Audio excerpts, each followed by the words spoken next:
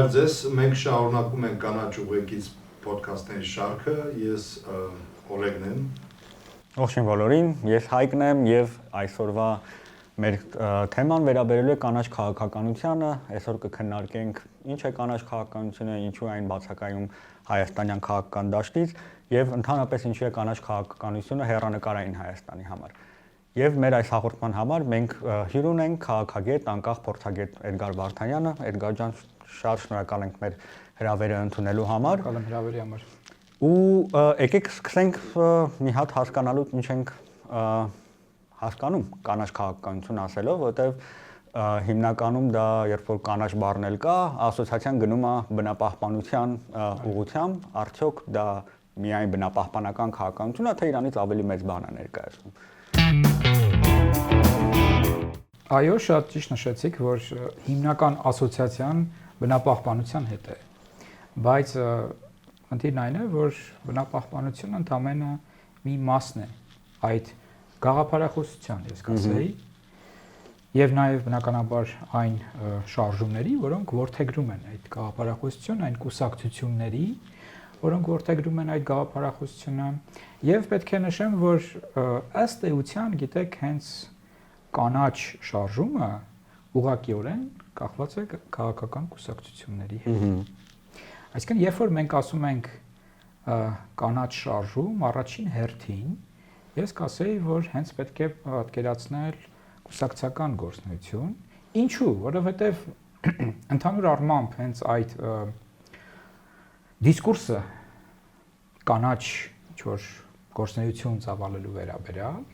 առաջ են մղել կուսակցությունները, մասնավորապես կանաչ կուսակցությունը, առաջի կանաչ կուսակցությունը Գերմանիայում է ձևավորվել եւ համեմատաբար կարելի ասել վերջերս, իհարկե բավականին շատ ժամանակ է արդեն անցել, 1900, եթե չեմ սխալվում, 80 թվականին է, այստեղ կարող եմ իհարկե կոնկրետ թիվը սխալ ասել, բայց 80-ականներից սկսած է, որ այս գաղափարախոսությունը եւ այս գաղափարախոսությունը կրող քաղաքական ուժերը ի հայտ են եկել, այսպես ասենք, մուտք են գործել քաղաքականություն, սկսել է Գերմանիայից եւ գերմանական կանաչ կուսակցությունը, որը այսօր էլ այսպես բավականին լուրջ դիրքեր ունի Գերմանիայի քաղաքական դաշտում եւ ինքը ըստ էության կարելի ասել, որ պիոներն է այս ամենի, հա։ Այսինքն մենք գործ ունենք մի համեմատաբար նոր երևույթի հետ եւ այդ երևույթը բնավ միայն բնապահպանությանը չի վերաբերում, այլ վերաբերում է բազմաթիվ հարցերի, այսինքն քանի որ տեսեք ինքը կուսակցական, չէ, ըստ էության երևույթ է կարելի այսպես ասել, նշանակում է, որ ինքը պետք է վերաբերի բոլոր տեսակի հարցերին, որոնք գոյություն ունեն հասարակական քաղաքական կյանքում, ընդհանրապես հասարակության կյանքում։ Այսինքն ինքը ունի իր ուրույն մոտեցումները տարբեր խնդիրների վերաբերյալ։ Մի քանի կարևոր կետեր այստեղ իհարկե պետք է նշել։ Տեսեք, կանաչ կուսակցությունները սովորաբար իրենք նախ ասեմ, որ իրենք ձախ քաղաքական սպեկտրին են պատկանում։ Ձախ կենտրոնամետ, փոքր ինչ ավելի այսպես կենտրոնից իհարկե դեպի այն կողմ, այլ ոչ թե դեպի կենտրոն, հա։ Օրինակ սոցիալ-դեմոկրատները, որոնք կարելի ասել կանաչների հիմնական դաշնակիցներն են, իրենք ավելի կենտրոն են, հա, քան կանաչները։ Խոսենք հավանաբար տարբերությունների մասին, հա։ Անպայման։ Հիմնական գաղափարը էկոլոգիզմ, ինչ է նշանակում ըստ կանաչների էկոլոգիզմը, որ մարդը պետք է բնության հետ ներդաշնակ ապրի։ Եվ ընդհանուր առմամբ կանաչները առաջացել են այն ֆոնի, հա, վրա, որ երբ որ նոր ձախերը որոշակի այսպես խնդիրների առջև կանգնեցին Եվրոպայում եւ կային մի քանի խնդիրներ, ուրեմն մեկ խնդիրը կապված էր էներգետիկայի հետ, ատոմային էներգետիկայի հետ եւ ընդհանուր առմամբ ուրեմն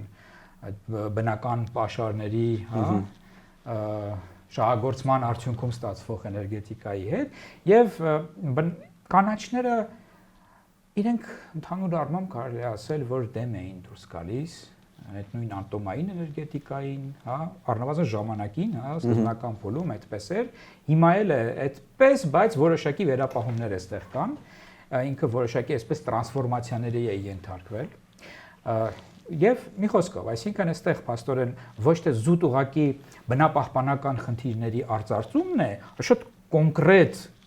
հարցերին է անդրադառնում եւ բավականին ռադիկալ, այսպես ասենք, վերաբերմունք ունի այդպիսի կարևոր հարցերի վերաբերյալ, հա, եւ ընդհանրապես, այսինքն տնտեսությունը ինչի հիման վրա պետք է կառուցվի, հա։ Իրենք ասում են, որ չէ, այս ամեն ինչը մեզ համար ընդունելի չի։ Այս տեսակի էներգետիկա, այս տեսակի կորզող, այո, կորզող բաները, ուրեմն բնությունը կորզող, բնությանը վնասող, անվտանգային խնդիրներ ստեղծող, պոտենցիալ ստեղծող, հա, այդպիսի բաները մեզ համար ընդունելի չեն եւ հաջորդ բանը իրենք նաեւ փաստորեն ասում են, որ ոչ միայն պետք է քաղաքականության շեշտը դրվի մարդու վրա, այլ հենց մարդու եւ բնության ներդաշնակ կյանքի վրա, ինչը նշանակում է նաև, որ մենք ուրեմն պետք է այնպես ապրենք, որ հավասարաչափ ինչպես մարդուն են կարևորում, այնպես էլ բնությունը իր բոլոր դրսևորումներով, օրինակ կենդանական աշխարհը, հա, ասենք, էլի իրենք շատ լուրջ ուշադրություն են դարձնում կենդանիների իրավունքների, օրինակ պաշտպանությանը եւ այլն եւ այլն։ Այսինքն այնպես չպետք է լինի ըստ կանաչ գաղափարախոսության, որ մարդու բարօրության համար, մարդու զարգացման համար եւ մարդու իրավունքների պաշտպանության համար մենք վնասենք բնությունը, մենք վնասենք կենդանական աշխարհը, ստորադասենք, այո, այսպիսի ստորադասելը նրանց համար անընդունելի բան է եւ հաջորդը իրենք շատ մեծ ուշադրություն էին դարձնում պացիֆիզմին, այսինքն ըստ էության դա պացիֆիստական, խաղաղասիրական գաղափարախոսություն է։ Հիմա նորից էլի որոշակի տրանսֆորմացիաներ է ենթարկվել, էլի կխոսենք դրա մասին, բայց շատ լուրջ ձայն էին կանաչները բարձրացնում տարբեր տեսակի, օրինակ, կոնֆլիկտներում, պետությունների ներգրավվածությանը, հա, օրինակ, չգիտեմ, Վիետնամի պատերազմի դեմ էին շատ լուրջ, այսպես, այսինքն քննադատություն կար, արդեն հետահայաց նաև, հա, այսինքն եւ քննադատում էին բոլոր տեսակի պետություններին այն բանի համար, որ ռազմական ծախսերը մեծացնում են, որ միլիտարիզացիայի ուղիով են գնում պետությունները եւ այլն եւ այլն։ Հետո կանաչները նաեւ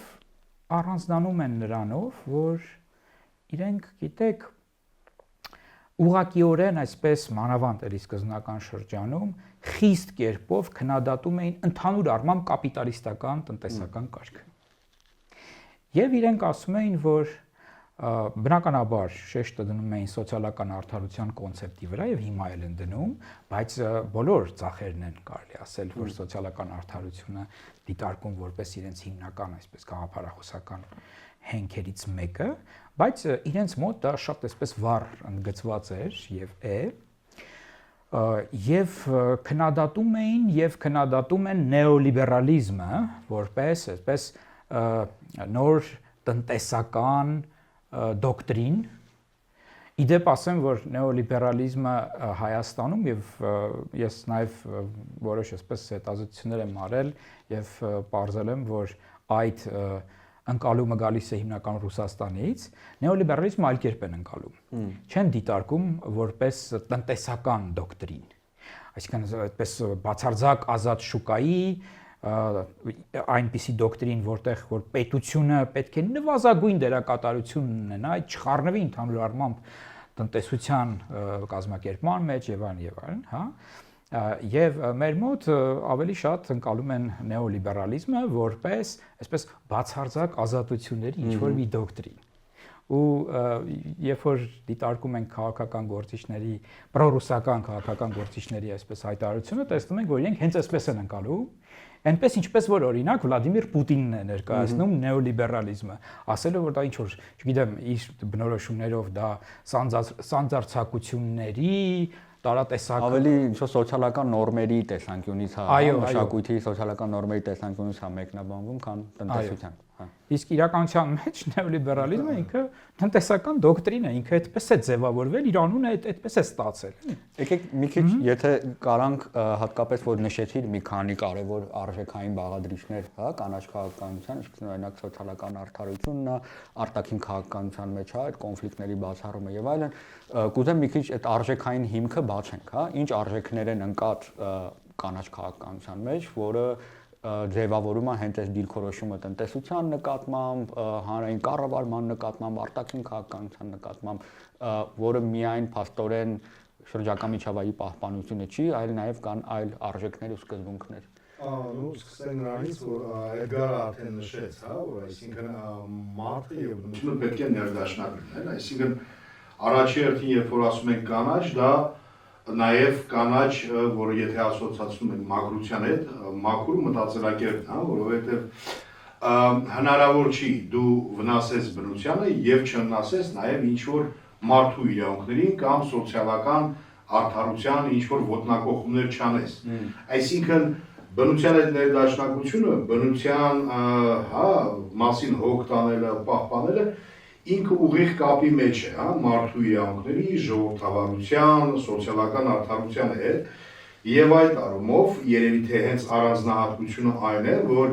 մենք պետք է հավասարաչափ դնենք, հա, որպես սուբյեկտներ, բնությունը, մարդը եւ մարդու կողմից ստեղծված հավելյալ արժեքները, որովհետեւ նաեւ կան երկրներ, թեև այնտեղ կանաչները չեն, հա, իշխում, որտեղ որ օրինակ սահմանադրությամբ ասենք օրինակ գետը ճանաչված է սուբյեկտ, այսինքն մարդու հետ միասին, այսինքն այդ երկրի սուբյեկտը մարդն է, ծառն է, գետն է, հա, այդ երկրում հասել է որոշակի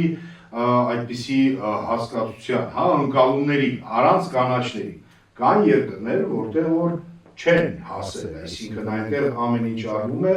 առաջ երթին մարդու բարօրության վրա, իսկ այդպես հնարավոր չի, եթե բնության հետ ներդաշնակ չես, եւ հենց այնտեղ այդ հասարակություններն է, որ կարիք է առաջանում այդ կանաչ գաղափարախոսության ներմուծման, այսինքն դա հենց այնպես չի ծնվում, որ ինչ որ մեկը մի օր որոշեց, որ ինքը կանաչ գաղափարախոսության կրող, հա, դրանք ձևավորվում են որոշակի շարժումներից, այսինքն այն մարդիկ, ովքեր որ պայքարել են իրենց իրավունքների հետ, որոնք որ փոխկապակցված են բնության հետ, օրինակ չգիտեմ, հա, պայքարել են իրենց սարի, ջրի համար, կամ չեն ցանկացել, որ գետի վրա հեկ կառուցեն, կամ չեն, կամ կառուցված է եղել, բայց իրենց իրավունքները ոտնահարվել են, իրենք սոցիալ էկոլոգիական վնասներ են կրել, այդ մարդիկ զբաղվել են պաշտպանությամբ եւ հասկացել, որ պետք է պաշտպանեն իրենց հողն ու ջուրը, ինչպես պաշտպանել նաեւ քաղաքականության միջոցով։ Այսինքն եկել են քաղաքականություն, բայց ինչպես Էդգարը նշեց, ինքը շատ լայն սպեկտր, այսինքն անդրադառնում է բոլոր հարցերին, սկսած հա էկոլոգիայից, էկոլոգիզմից, ինչպես նշվեց, վերջացած ասենք անվտանգության, նույն երկրի անվտանգության համար, այսինքն շատ կարևոր է, որպեսզի երկիրը լինի հա էկոլոգիապես մաքուր, տնտեսությամբ ուժեղ, սոցիալապես արդար, ժողովրդավար, մարդկանց ձայնը լսել լինի, որպեսզի այդ երկրում անվտանգությունը եւս ապահովված լինի։ Իդեպ այս գաղափարները ինչու հենց օրինակ 70-ականների վերջ, հա, 80-ականներից սկսեցին այսպես տարածվել ու կարելի ասել ինստիտուցիոնալիզացվել են այդ ժամանակահատվածում էլ եւ դա ինչպես նշեցի առաջին կուսակցությունները հենց այդ ժամանակահատվածում են ստեղծվել, որովհետեւ այդ ժամանակ 70-ականներին որոշակի այսպես հետազոտություններ հրապարակվեցին, ըստ որոնց բնական ռեսուրսները սպառվում են։ Այսինքն եկավ այն գաղափարը, որ եթե մենք այսպես շարունակենք, շատ լուրջ խնդիրներ ենք ունենալու ապագայում ընդհանրապես։ Մարդկությունը լուրջ խնդիրների առջև է կանգնելու։ Եվ այսօր էլ օրինակ կլիմայական փոփոխությունների հետ կապված չէ, այս թեման ինչքան արդիական է այսօր, հա, այդ թեմաները կանաչներն են առաջ մղել, կարելի ասել։ Եվ մի բան էլ շատ կարևոր, կանաչները շատ մեծ ուշադրություն են դարձրել քաղաքացիական, այսպես ասած, աննազանդությանը, շատ մեծ ընդհանրապես բողոքի տարատեսակ ձևերին, այսինքն նրանք կարծես այդպես ասենք, դասական քաղաքականության ձևերը թեև այսօր իհարկե ընդունել են, բայց երբ որ նոր էին սկսում, իրենք կարծես հանդես եկան այդ դասական քաղաքականության դեմ, այդ նոր քաղաքականություն է պետք ըստ իրենց, այդ կարգախոսով էին առաջ գալիս եւ դրա համար այդպես զուտ կոստյումով, փողկապով, գրասենյակում նստելով եւ այլն, այդ տեսակի քաղաքականությունը նրանք այդքան չէին ընդունում, քննադատում։ Իրականացման նաև այդ է պատճառը, որ հիմա կանաչները աշխարհի տարբեր երկրներում առաջամարտիկներն են թվայնացման, ուղղակի ժողովրդավարության նոր գործիքների, որոնք որ ի վերջո պետքա այդ ուղիղ մասնակցության բողոքի ձևերը ձևափոխեն դեպի ֆորմալ մասնակցության ինչ-որ մեխանիզմների։ Այո, եւ իրենք իսկապես շատ էին ներգրաված տարատեսակ բողոքի ակցիաներում։ Դրանով էին նաև հայտնի եւ հիմա էլ, այո, շատ է տարածվել, բայց մանավանդ սկզբնական շրջանում, էլի, եւ իրենք մինչ այսօր էլ շատ մեծ ուշադրություն են դարձնում, դա նրանց նաև սկզբունքային կետերից մեկն է մասնակցային ժողովրդավարությունը եւ grassroots democracy, ներքևից վերև եկող դեմոկրատիային եւ ասում են, որ նոր տեսակի դեմոկրատիայի մոդել է մեզ անհրաժեշտ, էլի, ու սրան էլ պետք է մենք իհարկե ուշադրություն դարձնենք, երբ որ խոսում ենք կանաչների մասին։ Այս սկզբունքներն ու գաղափարները, որոնք ընկած են, այս գաղափարախոսության հիմքում, փաստորեն ինչ որ ձև տարանջատում են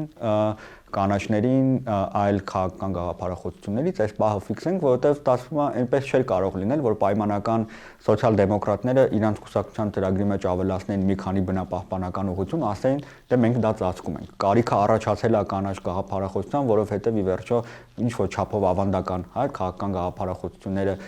չեն բխել այն սկզբունքներից, որը որ առաջարկում են կանաչները։ Ես այստեղ մի բան էլ երևի կավելացնեմ նշած սկզբունքներին, այս միջսերնդային համերաշխության, միջսերնդային արդարության գաղափարը, որը որ ենթադրում է, որ էլի կապելով այդ ռեսուրսների սակավությանը, բնության պահպանությանը, որ ի վերջո այդ հատկապես շահագործող, կորզող տնտեսությունը կապիտալիստական, որը որ միշտված է սպառման մշակույթին եւ այլն, ինքը տանում է միտեղ, որ մենք այս պահին ավելի շատ մտածում ենք ինչքան կարանք շատ արտադրենք, ինչքան կարանք շատ սպառենք ու չենք մտածում ինչա մնում հաջորդ սերնդին։ Ոստեղ կարևոր սկզբունք է դառնում, որ քաղաքականություններ մշակելիս որոշումներ կայացնելիս նաև հաշվի առնել, թե դա ինչ հետևանքներ են ունենալու դեռ չծնվածների համար, եկող սերնդների համար։ Սա եւս այդ կայուն տնտեսության, օրինակ, հիմքում ընկած գաղափարը, որ ռեսուրսների օգտագործումը պետքա լինի կայուն, որ ոչ միայն բավարարի այս պահին արկա կարիքները, այլ նաև մտածի հաջորդ սերնդների բարեկեցության համար։ Ես ուղղակի ուզում եմ վերակրկնել շատ կարևոր շեշտադրում, այդ ներքևից է եկող ժողովրդավարության վերաբերյալ, ոնց նշեց Էդգարը, այո, այսինքն որտեղից են գալի առաջ այդ ցույցերը, բողոքները, այսինքն օրինակ գալիս են տեղական համայնքներից, մարդիկ, ովքեր որ բախվել են ինչ-որ խնդիրների, իրենք սկսում են ձայն բարձրացնել, կամ սկսում են որոշակի իրենց, չգիտեմ, համայնքի զարգացման տեսլականները մշակել տեղում եւ բարձրացնել, այսինքն իրենց կարիքները վեր են անում եւ ասում են, «Էսա մեր կարիքը»։ Եվ այստեղ է, որ մյուս քաղաքական, այսպես ասած, մոդելները, որոնք որ կան, կամ գաղափարախոսությունները, իրենք որոշ չափով անհաղորդ են լինում այդ ներքևում տեղի ունեցող, հասունացող ինչ-որ երևույթներից, եւ քանի որ կանաչներն են, հիմնականում հանդես գալի տեղերում, համայնքներում կամ իրենցից է սկսում, դրա համար իրենք խոսում են այն ժողովրդավարության, այսինքն նույնիսկ ասում են fake է այն ժողովրդավարությունը, որը որ ներքևից չի գալիս, այսինքն վերևից դու չես կարող ժողովրդավարություն, դա միայն, չգիտեմ, տոտալիտարիզմով կլինի, որ ասես վերջ մենք ժողովրդավար է, այսինքն ամեն ինչ բնականից ներքևից պետք է բարձրանա, սրանով տարբերում են, դա շատ մեծ տարբերություն է։ Ես ուղղակի նաև թեև Հայաստանում չի եղել կանաչ քաղաքականություն, այսպես ասած, դասական իմաստով, բայց Հայաստանում եւս, եթե մենք ուշադրություն դարձնենք անկախության տարիներին, այսինքն ինչպես Հայաստանը անկախություն ձեռք բերել կամ ժողովրդավարական առաջին գործընթացներին, իրենք եկել են հիմնականում ներքևից եւ սկսվել են էլի կանաչ կամ շրջակա միջավայրի գաղափարախոսությունների հենքով, այսինքն առաջի մեր խոսքս, հա, 90-ականների մասին է, առաջի մեր ձայնը այդ շրջանակներից է Ուրն ատոմակայանի հետ կապված մեր մոդելն է այդպես process-ները եղել, չգիտեմ, հայրիկը։ Բայց տեսեք, ստեղ ինչ խնդիրներ կան, հա։ Մենք ես հիմա խոսում եմ որպես այսպես հնարավորինս չեզոք դիրքերից, հա, անկախ նրանից թե ինչպես են վերաբերում կանաչ գաղափարախոսության եւ այլն։ Տեսեք, շատ հաճախ նման գաղափարները այսպես ասենք դառնում են գործիք որոշ շրջանակների համար իրենց նեղ այսպես շատ քաղաքական եւ ինչ որտեղ նաեւ անձնական խնդիրները առաջ քաշելու առումով ինչի որովհետեւ իրենք գիտեն որ դա հաճելի բան է, երբ որ մարդիկ ասում են, որ այ բնությունը չպետք է կեղտոտենք, հա, որ ավելի այսպես ներդաշնակ պետք է ապրենք, որ ժողովրդավարությունը պետք է այսպես ներքևից լինի եւ այլն, գրավիչ բաներ են եւ որպես գործիք մանիպուլյացիաների ենթարկելու, այսինքն իրենք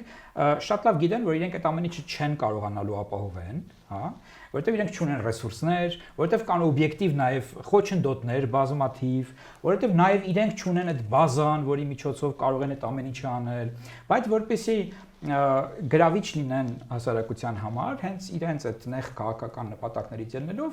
իրենք երբեմն որդեգրում են այդպիսի բնապահպանական թեզեր, կանաչ փաստորեն գաղափարախոսությունից թեզեր, եւ մոլորեցնում են շատ-շատերի։ Այսինքն ինքը նաեւ երկրորդ բանն էլ է ուզում ասել, որ օբյեկտիվորեն նաեւ, գիտեք, որ այսօր,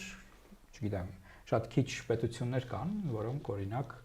այս կամ այն ձևով չեն շահագործում բնական ռեսուրսները։ Հիմա տնտեսությունը դրա հիման վրա է վերջի վերջո համաշխարհային տնտեսությունը։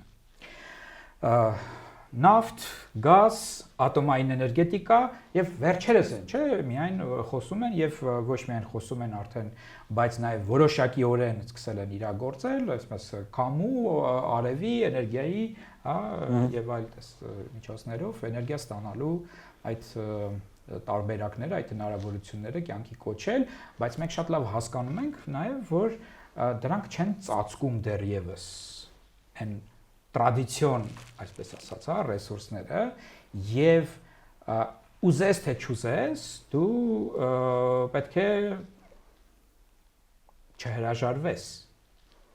Եթե օրինակ համար, տեսեք, մենք ունենք ատոմային հիմա կայան, չէ՞։ Հիմա դուք պատկերացնում եք, ասենք հրաժարվենք ատոմային էներգետիկայից այս պայծրությամբ, դա ինչ արդյունքներ կարող է ունենալ, հա? Կարող է գրավիչ լինել խոսել դրա մասին, չէ՞, որ այ ինքը ռիսկեր ունի, ինքը կարող է ասենք հիմա այդքան պոպուլյար թեմա կլինի, իսկ այստեղ ավելի շատ ինչն է կարևոր դառնում, որ մեր մոտեցումը տարբեր տեսակի հարցերին, այդ թվում եւ էներգետիկային դառնում է թե այն կարիքները, որ մենք փորձում ենք հիմա բավարարել, հա,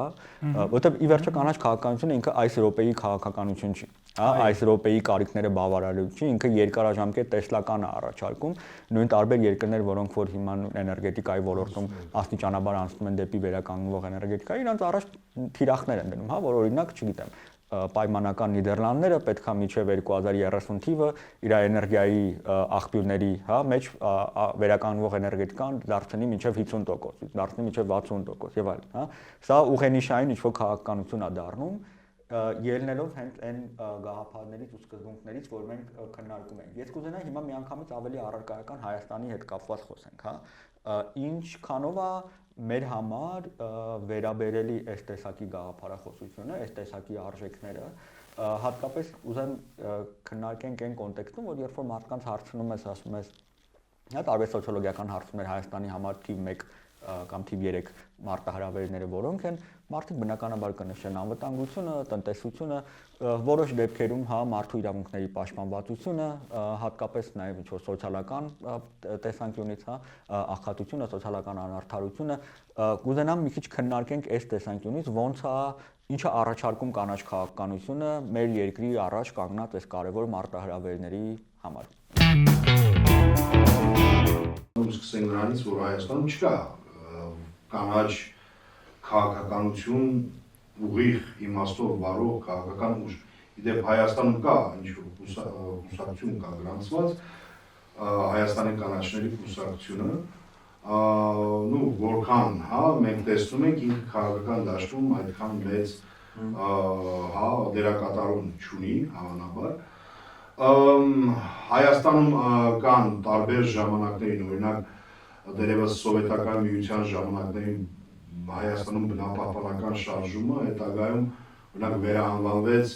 Հայաստանի կանաչների միություն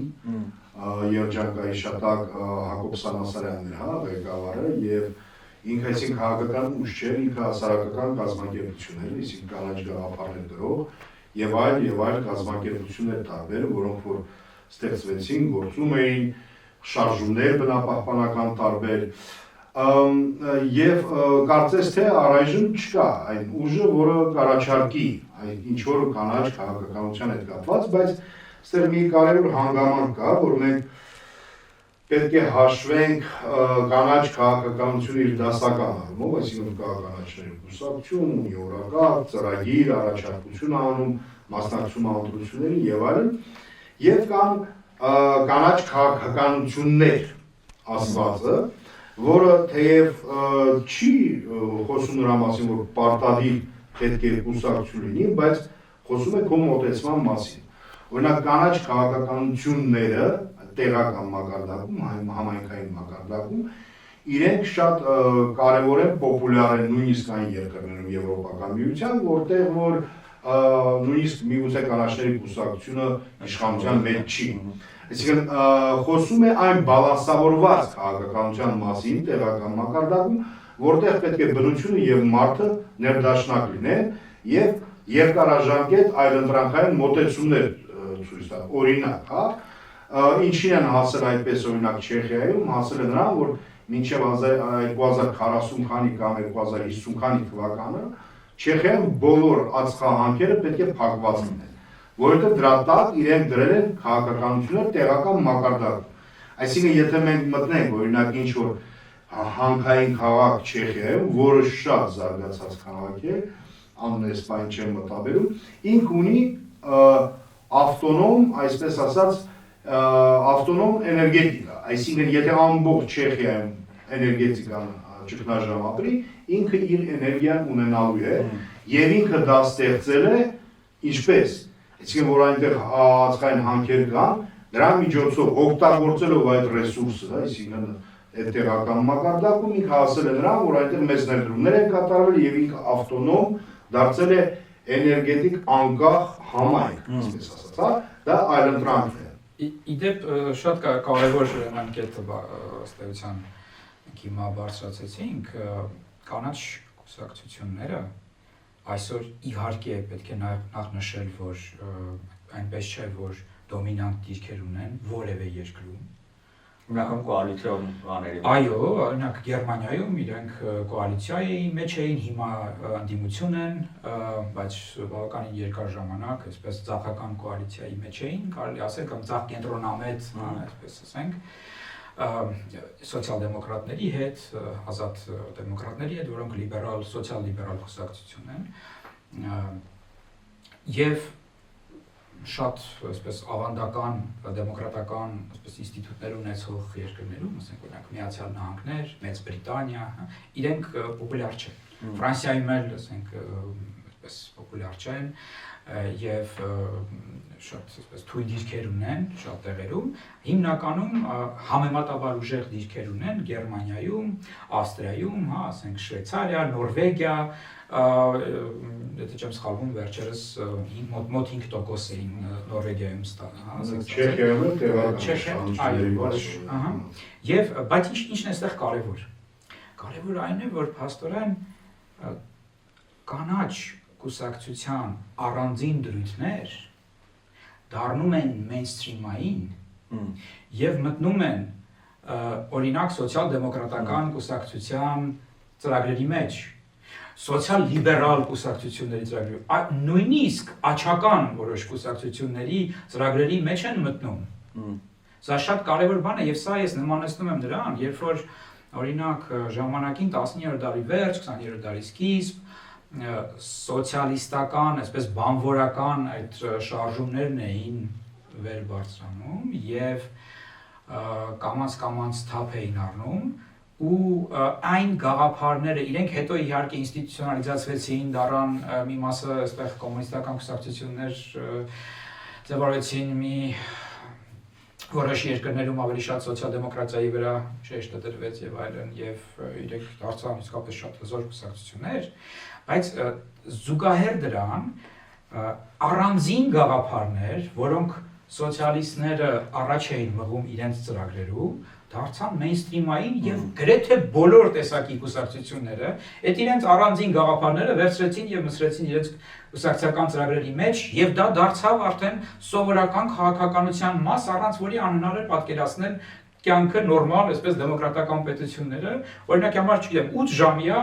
աշխատանքային այդ գրաֆիկը, հա, որ հիմա քանի գնում կրճատվում է, այդ որտեղից է գալիս, դա սոցիալիստների գաղափարներն է եղել, եւ մենք հիմա փաստորեն ունենք այս առումով գրեթե նույն երևույթը։ Ես իհարկե դժվարանամ ասել ապագայում արդյոք կանաչները նույն հաջողությանը կհասնեն, ինչ որ սոցիալիստները, սոցիալ-դեմոկրատները ունեցան, հա, որ երբ որ այսօր իրենք ամենա, այսպես ասած, լուրջ քաղաքական ուժերի շարքում են գտնվում, ու առանց որի անհնարին է օրինակ եվրոպական քաղաքականությունը պատկերացնել, էլի, այսինքն հիմնական բախումը այսօր եվրոպական քաղաքականությունում հատկապես գնում է ուրեմն լիբերալների, որոշ դեպքերում դրանք լիբերալ, այսպես ասած, դեմոկրատներ, որոշ դեպքերում դրանք քրիստոնյա դեմոկրատներն են, հա, այսինքն աջ կենտրոնամետ ուժերը եւ ցախ կենտրոնամետ ուժերը, որի հիմնական ներկայացուցիչներից մեկը սոցիալ-դեմոկրատներն են, սոցիալ-դեմոկրատիան, հա, հետո նոր գալիս են կանաչները, իրենք իհարկե զիջում են պոպուլարության առումով։ Հիմա ես դժվարն եմ ասել, իրենք այդ սոցիալ-դեմոկրատիայի նիշին կհասնեն, թե ոչ, բայց փաստը այն է, որ առանձին գաղափարներ արդեն իսկ դարձել են մեյնսթրիմային եւ շատ լուրջ պերսպեկտիվա կա, որ ապագայում իրենք ել ավելի պոպուլյար կլինեն։ Բայց այստեղ նաեւ կան որոշակի քննադատություններ կանաչ գաղափարախոսության հետ կապված, ես կուզենայի դրան անդրադառնալ եւ նաեւ Հայաստանի հետ կապված ձեր հարցին նաեւ անդրադառնալ հետո։ Տեսեք, քննադատությունները ինչին են վերաբերում, վերջերս մի խոսակցության մեջ մի եվրոպացի, այսպես սոցիալ-լիբերալի հետ, բավականին ճանաչված փիլիսոփա է, այսպեսի մի մտքի արժեվ, այսպես ասած, կանգնեցի, այսինքն ինքը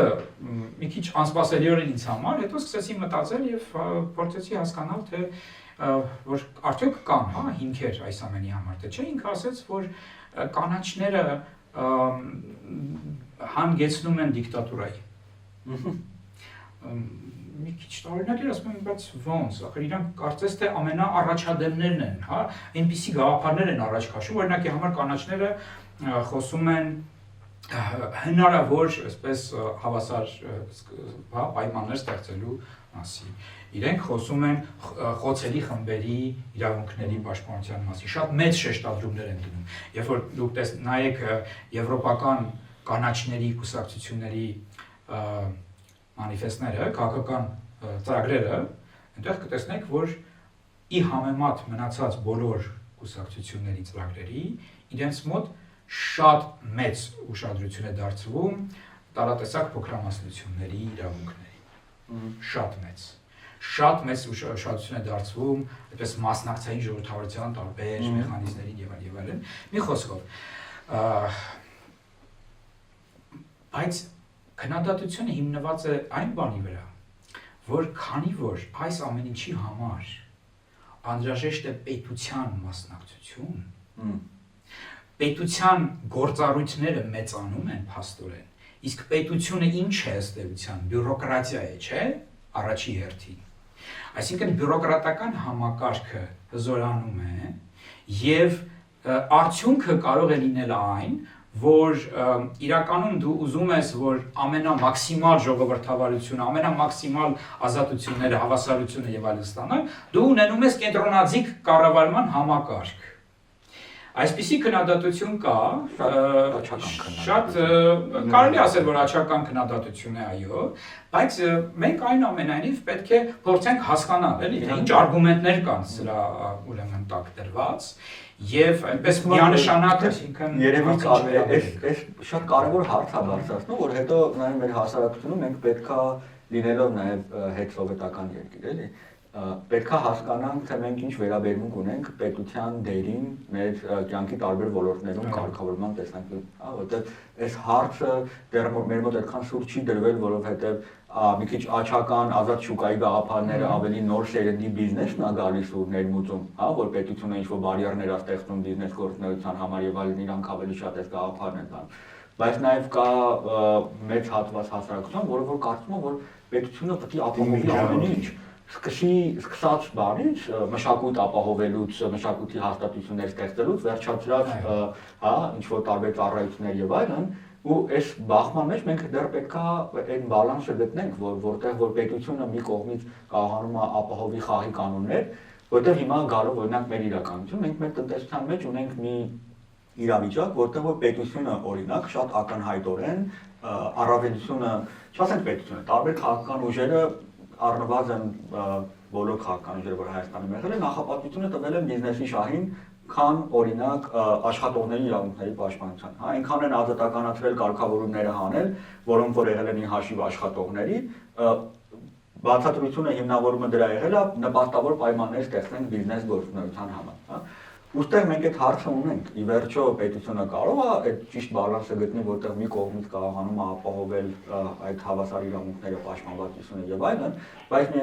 այնպիսի բյուրոկրատական մեխանիզմ ու սիստեմա չի ստեղծում, որը որ չի թողում որևէ տեսակի ստեղծագործ ազատ գործունեություն, մրցակցություն եւ այլն եւ այլն։ Դա շատ բարդ հարց է իրականում, բայց վերադառնալով այն հարցին, որ Հայաստանում ինչ հեռանկարներ կան եւ այլն, դե արդեն ներկա իրավիճակին չանդրադառնամ, որտեղ Օլեգը շատ լավ նկարագրեց ինչ իրավիճակ կա։ Ես չեմ կարծում, որ կանաչները կարող են, այսինքն ես չեմ բացառում, որ կստեղծվեն նոր կանաչ կուսակցություններ, այդ մեկ։ Շատ հնարավոր է դա։ Ինչու է դա հնարավոր, որովհետև նախ դաշտը բաց է, երկրորդը, որովհետև Եվրոպայում կանաչները ունեն արդեն բավականին երկար, այսպես, փորձ ինստիտուցիոնալիզացիայի, մեյնսթրիմ նաև դառնալու եւ այլն, մենք էլ քանի որ գնում ենք եվրոպական, այսպես ասած, հա, ճանապարհով, կարծես թե, եւ դա նշանակում է, որ այդ եվրոպական քաղաքական մշակույթը ավելի այսպես ներթափանցելու է նաև մեր մոտ։ Բայց այն, որ իրենք կունենան լուրջ հաջողություններ, ես անկեղծ ասած առնվազն կարճաժամկետ եւ միջնաժամկետ առումով խիստ կասկածում եմ մի քանի հանգամանքներից ելնելով։ Առաջինը նախ որովհետեւ Եվրոպայում ոչ մի երկիր չկա, որ շատ լուրջ հաջողություններ են ունեցել կանաչները, արդեն խոսեցինք սրա մասին, հա, որ այո, սահմանափակ որոշակի հաջողություններ կան ու նշեցինք մի քանի երկիր։ Երկրորդ հանգամանքը այդ երկրները, որոնք այսպես հարաբերական հաջողություններ են ունեցել, որոնցում հարաբերական հաջողություններ ունեցել կանաչները, իրենք պատմական, սոցիալ-մշակութային առումով, քաղաքական առումով Հայաստանին այդքան մոտ չեն։ Օրինակ, եթե կանաչները ուժեղ դիրքեր ունենային Ֆրանսիայում, կարծում եմ, որ մենք մեր մոտ ավելի էսպես հավանական էր, որ մեր մոտ ավելի լուրջ հաջողություններ ունենային, որովհետև այդ մշակույթը մեր մոտ կարծես ավելի մոտ է, մենք Ֆրանսիային ավելի էսպես այլ աչքով ենք նայում նաև, կապերը այլ են, ավելի խորքային են, համագործակցությունը ավելի խորն է եւ այլն եւ նաև պատմական առումով այդպես միշտ էլ լուրջ կապեր են ունեցել մի խոսքով։ Այդ մի հատ էլի առանձին գործոն է, էլի որ դեր է խաղալու։ Հաջորդ հանգամանքը մենք շատ լուրջ դեռևս ինչպես դա կարող են ձևակերպել լավ այսպես ասենք դեռևս լրջորեն հետ ենք մնում եվրոպական երկրների տնտեսական զարգացության մակարդակից միջին այսպես ասած ցուցանիշներից շատ լուրջ է մեր հնան եւ ընդհանուր եւ մեկ շնչին հասնող հնան դեռևս այսպես բավականին ցածր է, դե համեմատում ենք եվրոպական պետություններին, իսկ սա ինչ է նշանակում։ Սա նշանակում է, որ շեշտը այնուամենայնիվ դրվելու է տնտեսական աճի վրա։ Կանաչները որպես կանոն տնտեսական աճի այդ սկզբունքը, այդ դրույթը այդքան էլ դրական չեն դիտարկում։ Նրանք մշտապես հանդես են եկել տնտեսական աճի կոնցեպցիայի դեմ կարելի ասել։ Չի նշանակում, որ իրենք ասում են, որ եթե լինում է տնտեսական աճ վատ է, բայց իրենք միշտ ասել են, որ նպատակ դնել, որ մենք պետք է ունենանք տնտեսական աճ եւ դրանով այսպես առաջնորդվենք, ճիշտ չէ։ Օրինակ Հայաստանում մենք տեսնում ենք տնտեսական աճի, հա, շատ կայուն թվի տեսքով տեսնում ես տնտեսական աճը կայուն, հա, երբեմն երկնիշ թվերով աճ ունենում, բայց օրինակ նայում ես ինչքանով է փոխվում օրինակ աղքատության ցուցանիշը, հա, այդ չի վերարտադրվում համարժեք չի, բայց փոխվում է, բայց պետք է նաև ասենք, որ փոխվում է եւ այնուամենայնիվ տնտեսական աճը ինքը բերում է որոշակի բարեկեցություն։ Ուրիշ բան, որ ինքը անհավասարաչափ է բաշխվում, ուրիշ բան, որ այո, այդ ձեր ասած խնդիրները բոլորն էլ կան, այսինքն այնպես չի, որ այսքան տեսականությունը ցանկ, ուրեմն նույն չափեր աղքատությունն է կրճատվում, չէ։ Բայց հիմա Օլեգը մի քանի բան որ ասի, ես էլի կանդադառնամ։ Կուզեի լրացնեմ հետեւյալը, Էդգարը որ նշեց, նու կանաչների պերսպեկտիվայով, ես կարծում եմ, որ ընդհանրապես Հայաստանում որևէ գաղափարախոսություն պերսպեկտիվա չունի, որովհետև այստեղ դու կարող ես տեսնել ստալինիստ լիբերալ կուսակցության մեջ կամ հակառակը կամ չգիտեմ, հա, ցեղագրոն հանրապետականը դառնա լիբերալ օրինակ եմ ասում, հա, չգիտեմ, լուսավոր Հայաստան ԿՊ կամ այն մյուսը եւ նույնիսկ չիմանա լիբերալիզմը ինչ է, այսինքն օրինակ եմ ասում, հա, այսինքն մենք ստեղ խնդիր ունենք ընդհանրապես գաղափարախոսություններ, այսինքն դպրոցի ու դպրոցի մի քիչ բնական դպրոցի, ոչ թե արհեստական բերենք, ինչ որ լսենք, ասենք դուք մեր երիտասարդական թեմաներ սովորում եք, այլ մի քիչ բնական process-ով պետք է հասարակությունը ժողովուրդը անցնի ցանկացած գաղափարախոսության համար։ Ու մի փոքրիկ ինչով են օրինակ կանաչ գաղափարները մյուս ենթադրյալ գաղափարներից մի քիչ առավելություններ ունեն, որովհետև այսօրվա դրությամբ դե Հայաստանը որպես այն երկիրը, ու ինչպես նշվեց տնտեսական աճի հետ կապված հա, այս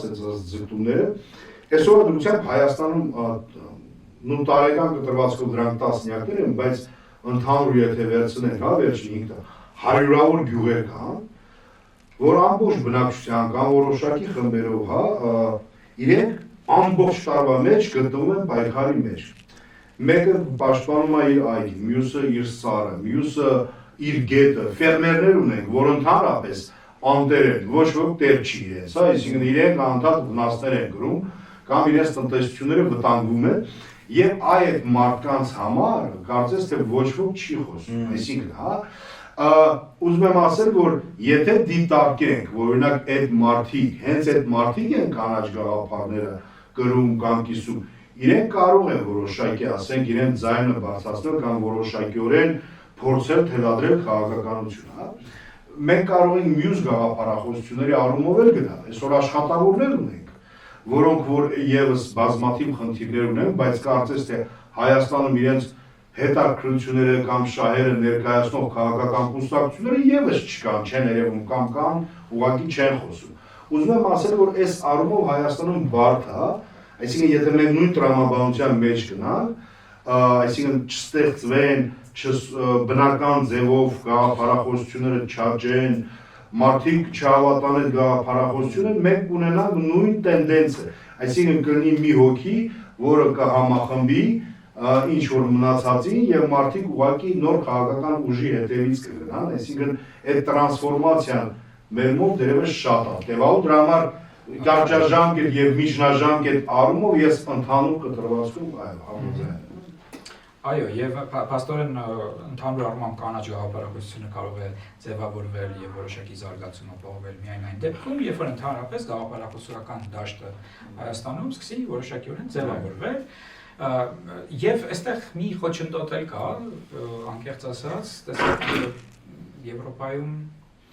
այսօր որոշ երկրներում, հատկապես Ֆրանսիայում, շատ է խոսվում այն մասին, որ գաղափարախոսությունները հնացած են։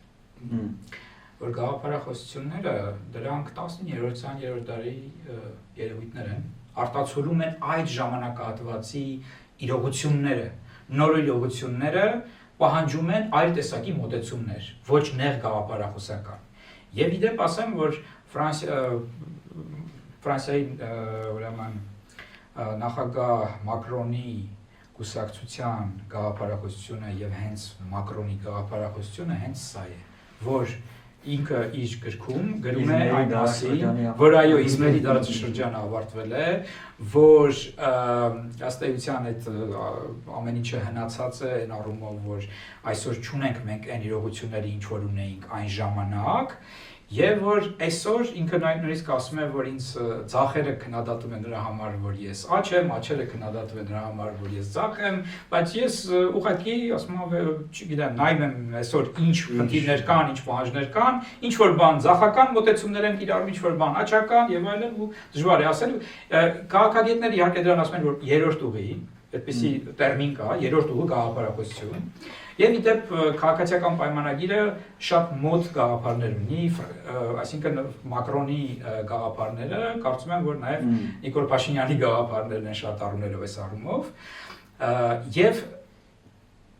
փաստորեն սա էլ որոշակիորեն, գիտեք, ինչ ազդում է քաղաքական դաշտի վրա, հիմա կարող ենք ասել սուբյեկտիվ բան է սա, բայց ամեն դեպքում փաստը այն է, որ կա այդ մտածողությունը եւ չենք էլ կարող վստահորեն ասել, որ այդ մտածողությունը, այդ կոնցեպտը անհիմն է։ Վիճելի հարց է սա, բանավեճի հարց է սա։ Իրոք ինձ թվում է բանավեճի, որտեվ այստեղ շատ քննարկում կարա լինի նաև, հա, պատասխանատվության ինստիտուտի հետ կապված։ Այս մի բան է ուզում ավելացնել, այդ բոլոր լուրջ գաղափարախոսությունները ամեն դեպքում մեր դարածար իրենք պարտվում են օրինակ պոպուլիստական մոտեցումներին։ Այսինքն մենք դա էլ ենք տեսնում այդ տենդենսը, որ այսինքն լուրջ չգիտեմ գաղափարախոսությունն է, բայց պարտվում է ինքը որոշակի պոպուլիստական, չգիտեմ, մտածելակերպին կամ խոսքին։ Դե պոպուլիզմը այսօր բավականին լայն տարածում ունի աշխարհում, պոպուլիզմը նույնպես յուրօրինակ գաղափարախոսություն է։ Ինքը, բայց ինչպես Քասմուտն է ասում, պոպուլիզմի ուսումնասիրողներից մեկը, դե հիմնական ուսումնասիրող այսօր, որ դա նեղ գաղափարախոսություն է։ Այսինքն ինքը չունի լուծումներ բոլոր տեսակի հարցերի վերաբերյալ։ Ինքը այսպես շատ պարզ, կոնկրետ լուծում է առաջարկում, ասում է, որ քաղաքականությունը այն մասին է, որ ժողովուրդը, որը ըստ պոպուլիստների ունի միասնական կամք, արտահայտի այդ կամքը եւ էլիտաները չխառնվեն դրա մեջ։ Թույլ չտան, այսինքն թույլ տան, որ ինքը կարողանա այդ կամքը արտահայտել, ինչ պետք է ուրեմն դա անել, պետքա չեզոքացնել էլիտաներին, ըստ պոպուլիստների, եւ այսպես ասած, այդ էլիտեսեք իրենք ինչ են օգտագործում, ուղիղ ժողովրդավարության կոնցեպտն են օգտագործում յուրովի իրենց ձևով։ Այո, ասում են, որ ժողովուրդը պետք է ամբողջությամբ եւ ինքը միշտ ճիշտ է, ըստ պոպուլիստների ժողովուրդը միշտ ճիշտ է, եւ քաղաքականությունը սրա մասին է։ Պայքար, ուրեմն, չար, կոռումպացված էլիտաների եւ ուրեմն բարի, բարոյական, միասնական կամք ունեցող ժողովրդի միջև, այ սա պայքարը եւ այո, սա խաթարում է իհարկե նաեւ քաղաքական դաշտը ու մյուս կողմից էլ սա էլ փաստորեն մենք այսօր էլ տեսնում ենք, որ կան նման դրսևորումներ, աչ պոպուլիստական դրսևորումներ կան այսօր Հայաստանում, դիմադիր դաշտում տեսնում ենք դա եւ իրենք նույնպես փաստորեն որոշակի, այսպես ասած, սպեկտր վերցնելով փաստորեն խոչընդոտում են նրան, որ այն դասական մաքուր գաղափարախոսությունները առաջնային պլան կան, էլի։ Իմ կարծիքով, օրինակ տեղական մակարդակում, տեղական ընտրությունների կոնտեքստում կանաչ գաղափարախոսությունը այս պահին ավելի մեծ պոտենցիալ ունի ու իրականում երբ որ նայում ենք նշած տարբեր երկրներում տեղական մակարդակում կարող է ընդհանուր երկրի մակարդակում կանաչ կուսակցությունները այդքան ուժեղ չլինեն, բայց տարբեր քաղաքներում իրենք կամ լինեն տեղական մասնավորապես օրինակ հետաքրքիր տենդենս կա եվրոպական շատ քաղաքներում հենց օրինակ, եթե քաղաքը օրինակ, չգիտեմ, հանքարդյունաբերական քաղաք է, կամ եթե այդ քաղաքում, չգիտեմ, կան ուրիշ, հանք չէ, այլ չգիտեմ, ուրիշ գործար, չգիտեմ եւ այլ, հենց այդ քաղաքում են, որ ժողովուրդը ընտրում է օրինակ կանաչներին։ Այսինքն ոնց որ այսպես ինչ որ հավասարակշռություն են, այսինքն դնում։ Դա էլ ինչ որ երևի թե տրանսֆորմացիայի արդյունքում է տեղ ունեցել, միշտ չէ այդպես եղել։ Այսինքն մարդիկ իրենք են փորձել, հակակշիռ որպես հանդես գալ, կամ խմբակցություններ ունեն, այսինքն որոնք որ որոշակի խմբի բաները ներկայացնում են, ասենց հետաքրքրություններ ներկայացնում։ Բայց ստեղ մի հատ մենք դերևս ստեղ դրան էլ շատ մի քիչ հեռու ճանապարհ կա, քանի որ մեր տեղական ինքնակառավարումը ինքը կայացման խնդիրներ ունի։ Ինքը ունի որոշակի բացեր օրենսդրական առումով նույն տեղական իշխանությունները, որ ձևավորում է, խմբակցությունները, օրինակ այնտեղ մեր մոտ պարտադիր պետք է որևէ կուսակցությունով հանդես գաս, իսկ մեր ժողովուրդը չի ուզում ասոցացվի որևէ կուսակցության հետ, որովհետև 30 տարի շարունակ միայն տեսել է, որ կուսակցությունները վարկաբեկվում են կամ խաբում են իրենց, Այսինքն մենք ստեղ շատ մեծ արժեքային խնդիրներ ունենք տեղական մակարդակում, բայց պոտենցիալ տեղական մակարդակում կանաչ գաղափարախոսությունները ինքը ավելի շատ է, Ընդգծում ուղղակի անեմ, թե ինչի եմ կարծում, որ այդտեղ պոտենցիալը նաև ավելի շատ է, որովհետև կամաց-կամաց որ մեր համայնքներում քաղաքացիական մասնակցության մշակույթ է սկսում ձևավորվել, կան համայնքներ, որտեղ որ մարդիկ սկսում են մի քիչ ավելի երկարաժամկետ նայել, ինչպիսի համայնք ենք մենք ուզում ունենալ։ Բացի օրվա խնդիրներից, որ ասենք աղբնա կամ չգիտեմ լուսավորությունն է եւ այլն, համայնքներ կան, որ նաև տնտեսապես օրինակ ասում են, մենք ուզում ենք այս համայնքում խաղաղագործությամբ զբաղվել։ Ու սա մեր ասենք տեսլականն է համայնքի, որտեղ որ մարդիկ կամ այստեղ ուզում ենք հյուրատներ ունենանք ու զբոսաշրջությունը այստեղ զարգացնենք։ Եվ այլն, ինչ որ երբ որ գալիս արդեն տեսլականի պահը, արդեն այստեղ պետքա մրցակցություն սկսվի քաղաքական ուժերի միջև, թե ով է կարողանալու լավագույնը սպասարկի այդ տեսլականը, ում առաջարկած ճանապարհն է ի վերջո լինելու այդ տեսլականը կյանքի կոչելու համար, դրա համար ես որոշակի պոտենցիալ տեսնում եմ։ Իսկ ազգային մակարդակում ինձ թվում է ես եւս մի խոչընդոտ, որ ամենասկզբում նշեցինք, ելի կընդգծեմ, ընկալումը կանաչների շատ նեղ իմաստով որպես միայն բնապահպանական, Քանի դեռ այդ ընկալումը կա, որ ես շատ եմ ունեցել այդ զրույցները, որ մարդկային, բայց դեպի շուրջը կանաչները մենակ կենդանիների իրավունքներ ու կանաչ տարածքների պաշտպանություն այդ է իրանք։ Բայց հետո օրինակ զրույցներ ես ունենում ու մեկ էլ վերածվում այդ քննարկումը նրան էներգետիկ անվտանգություն։ Օրինակ Հայաստանի համար կարևորագույն խնդիր ու դու հասկանում ես, որ օրինակ նույն կանաչները կարող ունենան որոշակի քաղաքական առաջարկներ Հայաստանի էներգետիկ անվտանգության հետ կապված եւ արտաքին կախվածության եւ մեր ներքին ռեսուրսների հետ կապված կամ ժողովրդավարության ամրապնդումը կամ չգիտեմ, պարենային անվտանգությունը կամ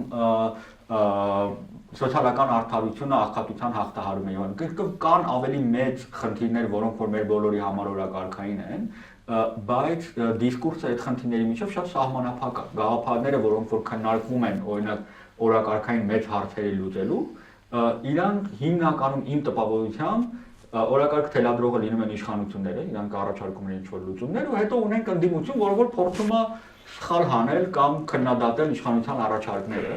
բայց մենք ժողովուրդը բազմազանություն չունի ընտրության այդ տեսանկյունից, այդ մեծ հարցերի, անվտանգություն, աղքատություն, տնտեսություն, այս հարցերի հետ կապված գաղափարական ընտրության բան չկա։ Այստեղ մի խնդիր կա։ Ամեն դեպքում կանաչները իրենք ամենապրոգրեսիվ գաղափարներ առաջնորդողներն են։ Արդյոք մեր հասարակության որ տոկոսն է,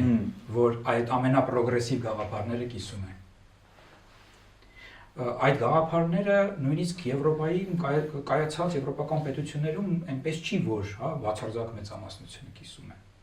Այսինքն մենք այստեղ պետք է դեռևս այդ տրանսֆորմացիան էլ անցնենք։ Այսինքն պետքա մեծանա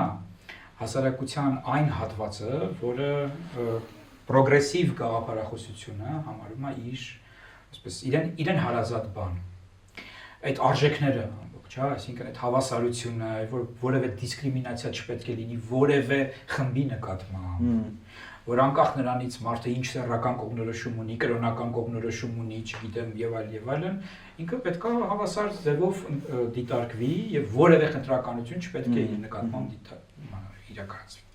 Եվ որ նաև շեշտը պետքա դնել հենց դրա վրա, հա, որտեղ շատերը կարող են ասել, որ հա մենք շատ այսպես զարգացած, շատ պրոգրեսիվ մարդիկ ենք, ոչ մի բացասական բան դրան չենք նայում, բայց դա խնդիր չի օրինակի համար, հա, չէ, այդ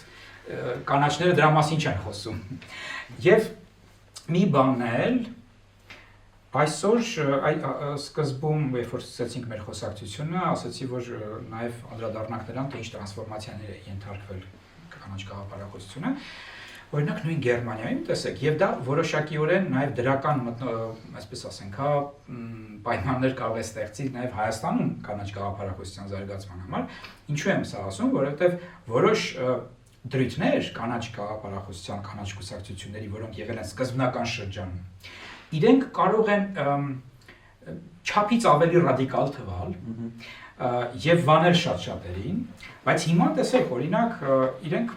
սկզբնական շրջանում այդքան շատ խոսում էին պացիֆիզմից եւ այլն, հիմա են խոսում, բայց օրինակ Անալենա Բերբոկը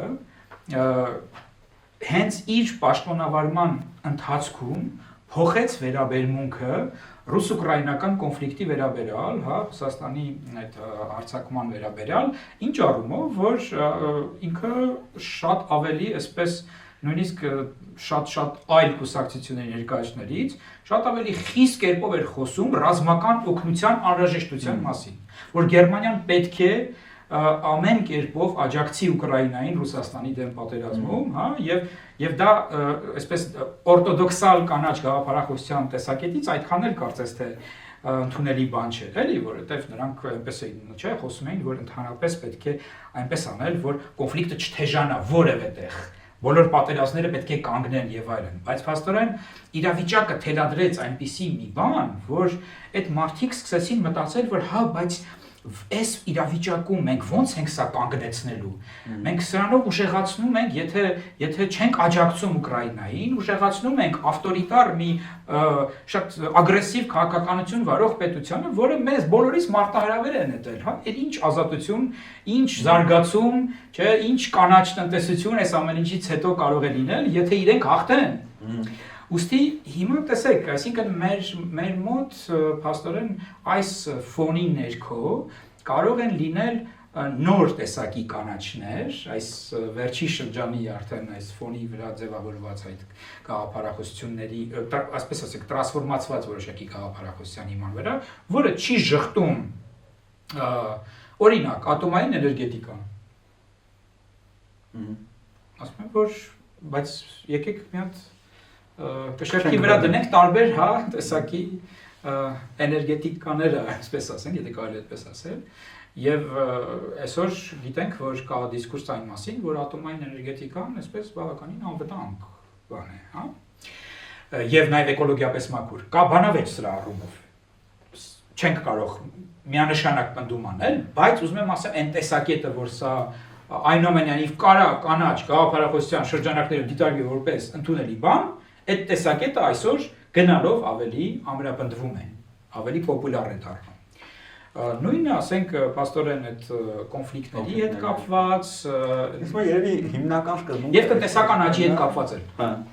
Սա է շատ կարևոր բան է, որովհետեւ միանշանակ բացասական վերաբերմունքը տնտեսական աճի վերաբերյալ Ուղղակի ես իմ կարծիքով համաձայն եմ, որ կա ոչ թե կա բացասական վերաբերմունք, այլ կա քննադատություն, երբ որ տնտեսության զարգացման մետրիկան ընդունվում է տնտեսական աճը։ Հա, որտեղ մեծ հաշվով հիմա դա է, հնայի աճն է։ Հա, կհամաձայնվեմ, խնդիրը տնտեսական աճ չի։ Այս քննարկումը հետաքրքիր մասով դեռ կարելի է շարունակել, որ ամփոփելով քո ասած մասը, այստեղ երևի սկզբունքը կլինի կոնտեքստին ադապտացնելը։ Ի վերջո, երբ որ մենք խոսում ենք նոր գաղափարախոսությունների ձևավորմանը հայկական քաղաքական միջավայրում, ինքը չի կարող լինել, դե եկեք նայենք Գերմանիայի կանաչները ոնց են արել, մենք էլ նույնը անենք։ Ի վերջո մենք այդտեղ ունենք մեր սպეციფიկ մանավանդ ինչ են արել 80-ականներին։ Չէ, հիմա մենք չգիտեմ, մենք ածխի համքեր չենք ունեցել, բայց մենք ունեցել ենք կոնկրետ համայնքներ, ովքեր որ էկոլոգիական խորը ճգնաժամերի առաջ են կանգնել, հա։ Մենք պետք է մարդկանց պատմությունը հաշվի առնենք, երբ որ բան ենք անում։ մենք չենք ունեցել միգուցե մենք հիմա գտնվում ենք նույն կոնֆլիկտի տեսանկյունից մի իրավիճակում, որտեղ որ դեռ հələ բարձ չի ինչքանով է հանգուցալուծվում, ինչքանով չի հանգուցալուծվում ու չի կարող քաղաքական գաղափարախոսությունը նաև արտաքին հարաբերությունների, կոնֆլիկտների վերաբերյալ ինչ-որ հստակ դիրքորոշումներ ունենալ, ու սա էլ պետքա տեղական կոնտեքստը հաշվի առնի։ Ուրեմն ասեմ լոգիկան պետքա լինի այն, որ ոչ թե եկեք նայենք մյուս երկրները ինչ տիրուն գաղափարներ կան, այլ պետքա կոնտեքստին ադապտացնել։ Ես կարծում եմ դա պետքա լինի լրիվ տեղական, ասես հայաստանյան կարիքներից ու հենց այո, հայաստանյան համայնքների կարիքներից ելնելով դա կարա։ Ուղղակի ես մի քիչ դուրս գամ այդ լրիվ դասական քաղաքական մասով, մի քիչ ավելի ներքևի մակարդակում նշեմ, որ ամեն դեպքում կանաչ քաղաքականությունները կամ մոտեցումները իրենք պետք է ընդունելի եւ կիրառելի լինեն բոլոր տեղերը։ Օրինակ, երբ որ ասում են կայուն զարգացում, հատկապես համայնքների մասով եմ ասում, ինքը շատ տեղերում կայուն կանաչ զարգացում են անվանում, այսինքն նշում են կայուն եւ կանաչ, այսինքն դարձել են սինոնիմներ, այսպես ասած, եւ շատ կարևոր է, որպեսզի բոլոր տեսակի իշխանությունները ու հատկապես տեղական իշխանությունները, որպես երկարաժամկետ կտրվածքով համայնքի կայունության, տեսլական ունենալով իրենք այդ կանաչ մոտեցումները ունենան։ Ինչ ենք մենք տեսնում։ Տեսնում ենք, որ մի ամբողջ փաստաթուղթ է, այսինքն օրինակ կոչվում է ինքը, չգիտեմ, համայնքի հնգամյա զարգացման պլան։ Այնտեղ տարբեր բաներ են գրած, որևէ բան գրած չի, որոնք որ ուղղված են տվյալ համայնքի ներսում, չգիտեմ, սոցիալական արդարությանը, մարդու իրավունքներին, բնությանը, սոցիալական տնտեսության կառուցմանը, ֆերմերության, գյուղատնտեսության զարգացմանը եւ այլ շատ միտող բաներ։ Այսինքն պարտադիր չէ լինես դու կանաչների գաղափարախոսության կրող, դա պետքա մոտեցումն ինքնին մի քիչ կանաչ, ինքը լինի կիրառելի բոլորի համար, այսինքն տեղական իշխանությունը, այո, այսինքն ինչի մասին որ խոսում էինք, որ առանձին էլեմենտներ դառնում են մեյնսթրիմային, այսինքն դրա հենց բացակայությունը, այսինքն այդ մոտեցման բացակայությունը կարող է Հայաստանում հետո հանգեցնել նույն կանաչները միգուցե մնացայրահեղ ձևով, չես ասես, այսինքն ասենց ասած ծնվելուն հիմնադրմանը, ստեղծմանը, այսինքն պետք է այդ կանաչը մոտեցումը ինքնին, պետք է